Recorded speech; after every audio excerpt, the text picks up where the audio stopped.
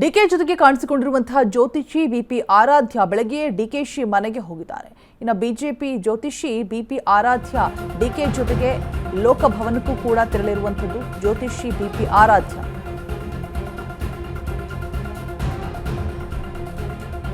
ಬೆಳಂಬೆಳಗ್ಗೆಯೇ ಡಿಕೆಶಿ ಮನೆಗೆ ಜ್ಯೋತಿಷಿ ಬಿಪಿ ಆರಾಧ್ಯ ಆಗಮಿಸಿದ್ದಾರೆ. ಡಿಕೆ ಜೊತೆ ಕಾಣಿಸಿಕೊಂಡಿರುವಂತಹ ಜ್ಯೋತಿಷಿ ಬಿಪಿ ಆರಾಧ್ಯ ಡಿಕೆ ಜೊತೆಗೆ ಲೋಕಭವನಕ್ಕೂ ಕೂಡ ತೆರಳಿದ್ದಾರೆ ಜ್ಯೋತಿಷಿ ಬಿಪಿ ಆರಾಧ್ಯ. ಡಿಕೆ ಶಿವಕುಮಾರ್ ಆಪ್ತ ಬಳಗದಲ್ಲಿರುವಂತಹ ಜ್ಯೋತಿಷಿಯವರು. ಸಿಎಂ ಆಗೋದಕ್ಕೆ ಮುಹೂರ್ತ ಇಡ್ತಿರೋದು ಬಿಪಿ ಆರಾಧ್ಯ ಅವರೇ ಅಂತೆ. ಕುತೂಹಲವನ್ನ ಕೆರಳಿಸ್ತಾ ಇರುವಂತಹ ಜ್ಯೋತಿಷಿ ಬಿಪಿ ಆರಾಧ್ಯ ಅವರ ಉಪಸ್ಥಿತಿ.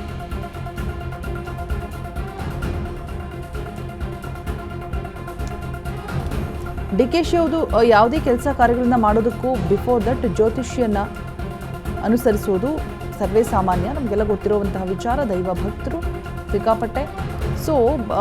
ಅಧಿಕ ಮಾಸ ಇರೋದ್ರಿಂದಾಗಿ ಯಾವಾಗ ಒಂದು ಪ್ರಮಾಣ ವಚನವನ್ನು ಸ್ವೀಕರಿಸಿದ್ರೆ ಒಳಿತಾಗತ್ತೆ, ಅಧಿಕ ಲಾಭವಾಗತ್ತೆ ಅನ್ನೋದನ್ನ ಜ್ಯೋತಿಷಿಗಳ ಒಂದು ಮಾರ್ಗದರ್ಶನದ ಮೇರೆಗೇನೆ ಡಿಕೆ ಶಿವಕುಮಾರ್ ಡಿಸಿಷನ್ಸ್ ಅನ್ನು ತೆಗೆದುಕೊಳ್ತಾ ಇದ್ದಾರೆ ಅನ್ನುವಂಥದ್ದು.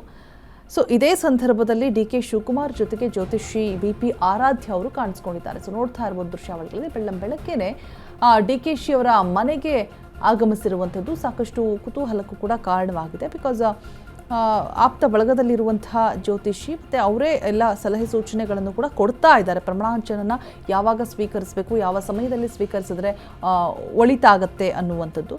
ಕುತೂಹಲವನ್ನು ಕೆರಳಿಸ್ತಾ ಇದೆ ಈ ಒಂದು ಜ್ಯೋತಿಷಿ ಬಿಪಿ ಆರಾಧ್ಯ ಅವರ ಉಪಸ್ಥಿತಿ ಬೆಳಗ್ಗೆಯೇ ಆಗಮಿಸಿರುವಂಥದ್ದು. ಡಿಕೆ ಸಿಎಂ ಆಗೋದಕ್ಕೆ ಮುಹೂರ್ತ ಇಡ್ತಾ ಇರುವಂತಹ ಜ್ಯೋತಿಷಿ ಇವರೇ ನೋಡಿ.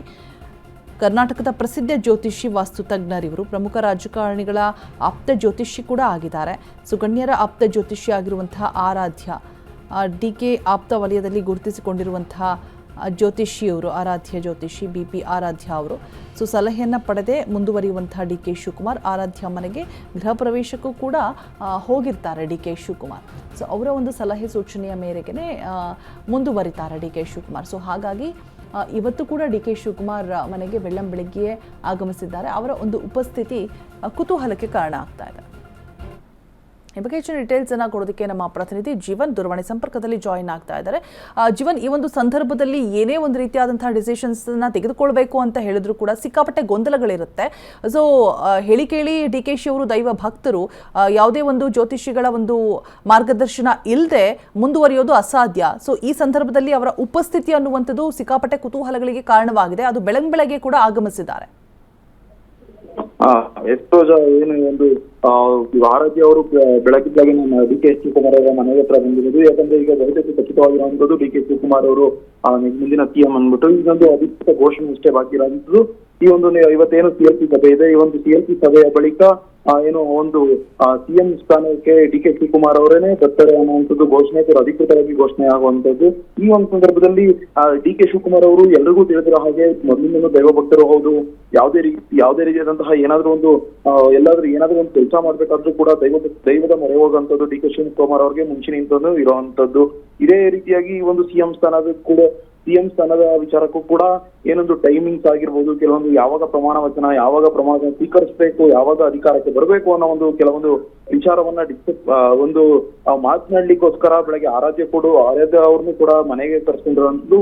ಇನ್ನು ಈ ಒಂದು ಸಂದರ್ಭದಲ್ಲಿ ಆರಾಧ್ಯ ಅವರು ಮನೆಗೆ ಬಂದಂತ ಕೆಲವೇ ಹೊತ್ತಲ್ಲಿ ಅವರು ರಾಜಭವನಕ್ಕೂ ಕೂಡ ಏನು ಒಂದು ರಾಜ್ಯಪಾಲರನ್ನ ಭೇಟಿ ಮಾಡ್ಬೇಕಾಗಿರುತ್ತೆ. ಈ ಒಂದು ವಿಚಾರಕ್ಕಾಗಿ ರಾಜಭವನಕ್ಕೆ ತೆರಳುತ್ತಾರೆ. ಆ ಒಂದು ಸಂದರ್ಭದಲ್ಲಿ ಜೊತೆಯಲ್ಲಿ ಆರಾಧ್ಯ ಅವರು ಕೂಡ ಹೋಗಿರುವಂತದ್ದು. ಈ ಒಂದು ಸಂದರ್ಭದಲ್ಲೂ ಕೂಡ ಕೆಲವೊಂದು ಒಂದೇ ಕಾರಿನಲ್ಲಿ ತೆರಳುವಂತದ್ದು. ಆ ಒಂದು ಸಮಯದಲ್ಲೂ ಕೂಡ ಕೆಲವೊಂದು ವಿಚಾರಗಳು ಚರ್ಚೆ ಆಗಿರುತ್ತೆ ಅನ್ನೋದು ಮಾಹಿತಿ ಬಂದಿರುವಂತದ್ದು. ರೋಜಾ, ಇನ್ನು ಅವರ ಏನೊಂದು ಆರಾಧ್ಯ ಅವರು ಹೇಳ್ತಾರೆ ಅದೊಂದು ವಿಚಾರವಾಗಿ ಅದನ್ನೆಲ್ಲ ಒಂದು ಮಾಹಿತಿಯನ್ನ ಪಡೆದುಕೊಂಡು ಅವರು ಹೇಳಿದಂತಹ ಸಮಯ ಸಂದರ್ಭದಲ್ಲೇನೆ ಇವರು ಪ್ರಮಾಣವಚನ ಸ್ವೀಕರಿಸೋ ಸಾಧ್ಯತೆಗಳು ಹೆಚ್ಚಿರುವಂತದ್ದು. ರೋಜಾ, ರೈಟ್. ಥ್ಯಾಂಕ್ ಯು ಜೀವನ್, ತಮ್ಮೆಲ್ಲ ಅಪ್ಡೇಟ್ಸ್ಗಾಗಿ.